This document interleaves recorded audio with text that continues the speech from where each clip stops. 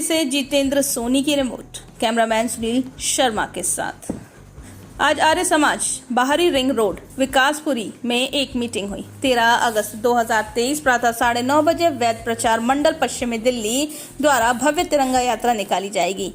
BJP से सांसद प्रवेश वर्मा इस यात्रा का शुभारंभ करेंगे। देखिए, सबसे पहले तो मैं बताना चाहूँगा आपको कि देश के हालात को देखते हुए हमारे मंडल ने, बेरचा पश्चिमी मंडल ने ये तय किया कि देश के जो हालात हैं उसके देखकर हमें ऐसा क्या कार्य करना चाहिए जिससे लोग जागृत हों। तो हमने पूरी मैनेजमेंट ने ये पास किया कि हम एक तिरंगा यात्रा भव्य निकालेंगे, जिससे घर घर तक जन जन तक ये मैसेज जाए कि देश हित के लिए, राष्ट्र हित के लिए अब ऐसा वक्त आ गया है।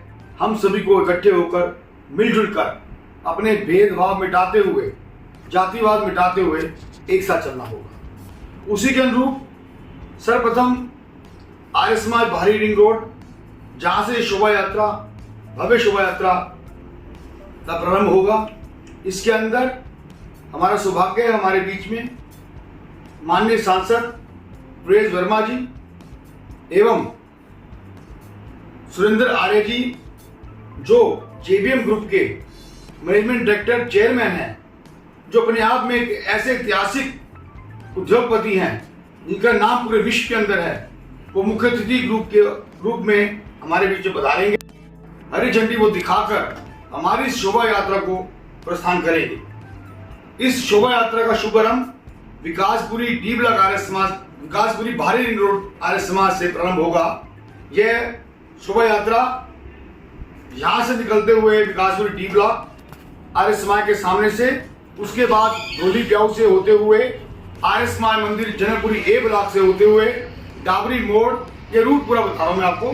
डाबरी मोड़ से सागरपुर, सागरपुर से लालवती गार्डन, लालवती गार्डन से हरिनगर डिपो, हरिनगर डिपो से यह चलते हुए तिलकनगर चौक पर पहुंचेगी। तिलकनगर चौक से फिर हम नजफगढ़ रोड के ऊपर सीधा सुभाष नगर, टैगोर गार्डन, रजौरी गार्डन, बाली नगर, बसैदापुर से होते हुए कीर्ति नगर में इस भव्य यात्रा का समापन होगा, जहां पर हमारी माननीय सांसद Shrimati Meenakshi Lekhi ji, foreign state minister and culture minister, इसका समापन करेंगी अपने मधुर मंडल से, अपने प्रवचनों से। और मेरी सभी आर्यजनों से, जो दिल्ली की हमारी जितनी समस्त आर्य समाज हैं, उनसे मैं अपील करना चाहता हूं, इससे बच्चे, बूढ़े, हर व्यक्ति जो भी है हमारे साथ जुड़े और अपनी अपनी आर्य समाज से सुसज्जित होकर हमारे साथ आए और इस शोभा यात्रा को, भव्य शोभा यात्रा बनाकर एक ऐसा मैसेज दें पूरे देश को, पूरे भारत देश को, कि आर्य लोग जिस प्रकार जो कहते हैं वो करते भी हैं।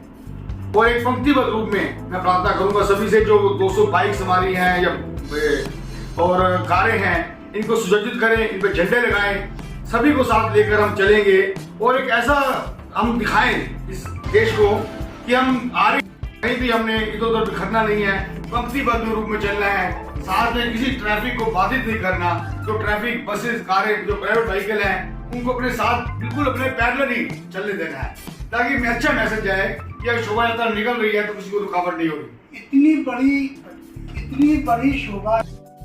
श्री कर्नल साहब, आपसे आपने देश की सेवा की है और अब आप समाज की सेवा कर रहे हैं। इसमें आपने जब देश की सेवा की तब आपका अनुभव क्या रहा, अब आप समाज की सेवा कर रहे हैं और आप एक बहुत बड़ी संस्था और समाज से जुड़े हैं, इसकी सेवा कर रहे हैं।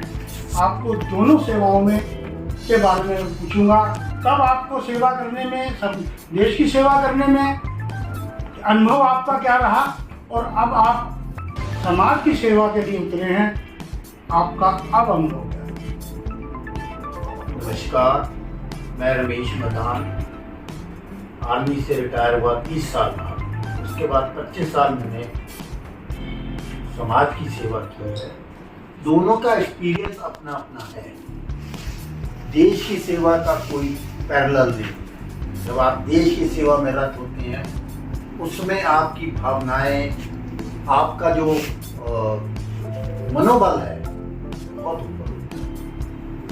उसके बाद जब आप सिविल में आ जाते हैं, सिविल लाइफ में आ जाते हैं, समाज में आ जाते हैं, किसी संगठन से जुड़ जाते हैं, तो फिर आपका ध्येय दूसरा हो जाता है। समाज के संगठन में जो आपका एक्सपीरियंस है 25-30 साल का, उस एक्सपीरियंस के अंदर आपने सबसे ज्यादा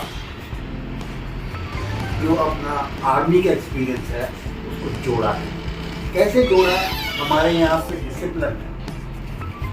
एक ही फैक्टर मैं कहूँगा जो आर्मी में डिसिप्लिन है, उससे हमने अपने जीवन को व्यवस्थित किया है और अपने संगठन में भी वो चीज लाए हैं और अपने युवा को अपने साथ जोड़ना चाहते हैं, अपने ओहदेदार हैं उनको अपने साथ जोड़ना चाहते हैं, अपने से जो बड़े हैं उनको अपने साथ रखना चाहते हैं।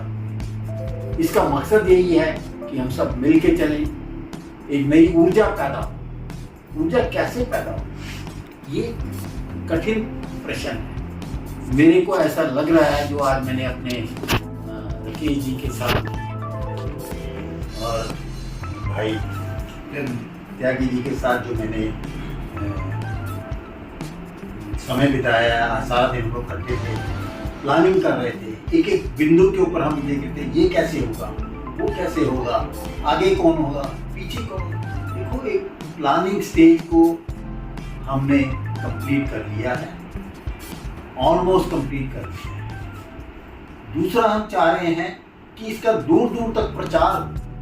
आप बहुत अच्छा काम करते हैं, लेकिन अगर लोगों को पता ही नहीं है कि आप क्या कर रहे हैं, तो वो अच्छाई आपके पास ही रह जाएगी। हम चाहते हैं लोगों के पास पहुंचे और अपनी अच्छी भावनाओं को लोगों के पास पहुंचाएं, संगठन को मजबूत करें। इसलिए ये पहले एक हम रैली निकाल रहे थे। आज मैंने अपने दोस्तों से सुना है कि हम रैली नहीं निकाल रहे हैं, हम एक मेला निकाल रहे हैं। बड़ी योजना है। आदमी को प्लानिंग बड़ी करनी चाहिए, आदमी को अपना ध्येय ऊंचा रखना चाहिए। उसको ये चाहिए कि वो ये करे या वो करे, बड़े सदे हुए तरीके से करे। और मैं एक आर्मी अफसर होने के नाते आपको बता सकता हूँ, हमारे अंदर डिसिप्लिन है, हमारे अंदर जोश है, और जो ये रैली हम निकाल रहे हैं ये अपने आप में एक अद्भुत होगी। की पहल ट्रीट में आपका स्वागत है। आप आर्य समाज में बहुत सक्रिय रूप से जुड़े हुए हैं और आपसे मैं पहला सवाल लेना चाहूँगा कि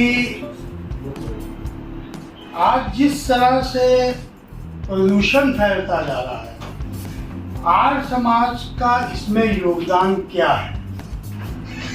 इससे पहले तो मैं आपका बहुत बहुत धन्यवाद करता हूँ, और इससे पहले भी आपकी वार्ता हुई है और आपका धन्यवाद करूँगा, आज की पहल का धन्यवाद करूँगा कि आपके माध्यम से हम सबको जो है लोगों तक हमारी बात पहुँचे। जहाँ तक आपके सवाल का विषय है, तो ये बात बिल्कुल सही है कि जो आज की डेट में पर्यावरण फैल रहा है हमारे समाज में, वो हम ही लोगों की कमी के कारण फैल रहा है, हम ही उसके दोषी हैं। लेकिन आर्य समाज की जो विचारधारा है, आर्य समाज की जो कार्यशैली है, आर्य समाज का जो कार्य है, वो प्रदूषण के विरुद्ध लड़ाई लड़ना अपने आप में ऑटोमेटिकली, क्योंकि पर्यावरण की रक्षा का सबसे बड़ा माध्यम जो है वो हमारा यज्ञ है। महर्षि देव दयानंद सरस्वती जी ने जो यज्ञ की विधि निर्धारित की, हमारे और महापुरुषों ने जो यज्ञ की विधि निर्धारित की, और महर्षि दयानंद सरस्वती जी ने जो यज्ञ को परोपकार बताया, यानी परोपकार बताया, और यज्ञ को सर्वश्रेष्ठ कार्य बताया। तो इस सर्वश्रेष्ठ कार्य यज्ञ के माध्यम से हमारे पर्यावरण की जो प्रदूषण होता है उसकी शुद्धि प्राप्त होती है। और इसका प्रमाण सबसे बड़ा ये है कि बहुत सारे लोग जो है वो यज्ञ पर पीएचडी कर रहे हैं। पहले आपने नहीं सुना होगा कि यज्ञ पर पीएचडी चल रही है, लेकिन आज आप दिल्ली विश्वविद्यालय देखिए या जेएनयू वगैरह में देखेंगे तो आप यज्ञ पर पीएचडी चल रही है। और ऐसे प्रमाण मिले हैं कि जिस स्थान पर यज्ञ होता है कि बहुत सारे एरिया के आसपास जब आप उसका पैरामीटर्स देखेंगे तो आपको मिलेगा कि वहाँ के पर्यावरण में बहुत फर्क है, जमीन आसमान।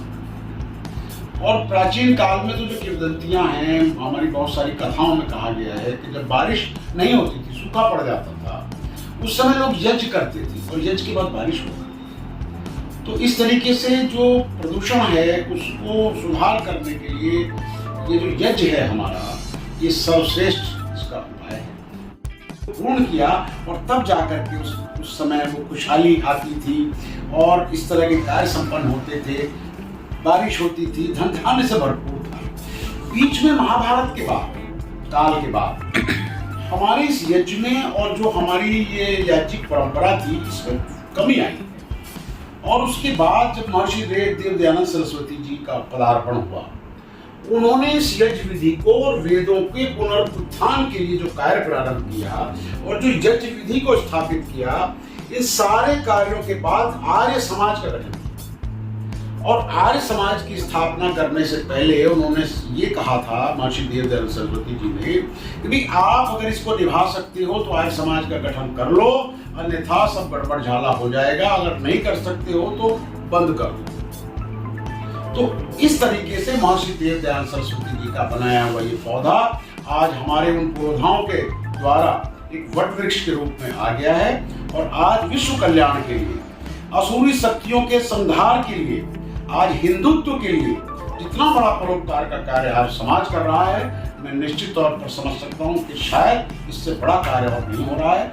क्योंकि आर्य समाज के बारे में आज सवाल का जवाब मैं देना चाहता हूँ मेरे लोगों के अंदर है, वरना हिंदुत्व का कार्य, सर्वश्रेष्ठ कार्य, यज्ञ का कार्य आर्य समाज के द्वारा जो किया जा रहा है वास्तव से। आज अपने हिंदुस्तान में जितना हिंदुओं को एक करने की जरूरत पड़ गई है वो बहुत जरूरी हो गई है।